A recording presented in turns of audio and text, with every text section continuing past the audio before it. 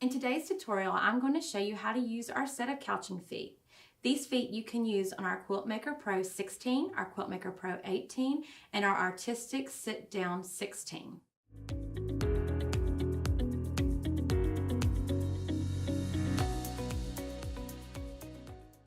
In today's tutorial, I'm going to show you how to use the couching feet. They come in 3 different sizes and are color coded, with the blue being the smallest and the yellow being the largest.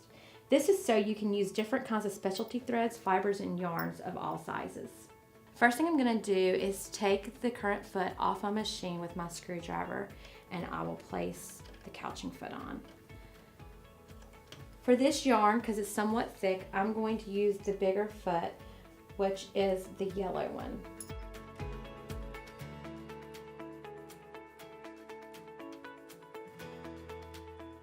Make sure your foot is very secure and tight. You don't want it to wiggle and then hit your foot with your needle. The first thing you're going to do is bring up your bobbin thread. I'm going to hold my needle up, needle down to get a full revolution. Move my machine over to the side so that I can grab that bobbin thread right here and hold my top and bobbin thread together.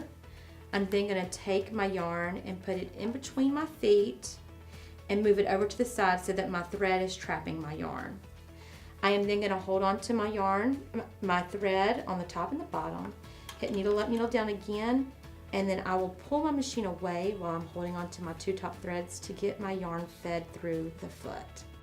Okay, so now that I've got the foot on that I want, one thing that I am going to do is I'm going to adjust my stitch length.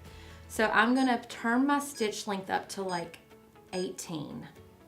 Once you have your needle in down position, you want to give yourself plenty of yarn and you want to keep it loose. So you'll have to stop often and adjust. So I'm going to press the start button and I'm going to begin quilting, and I'm going to couch a feather.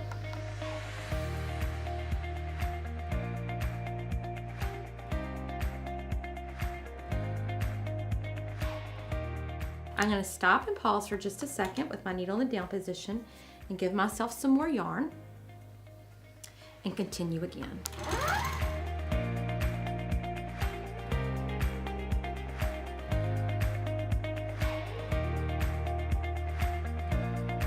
Now you can see how much fun it is to couch. And you don't have to limit this to just quilts. You can do this with pillows, with handbags, and have a lot of fun doing it.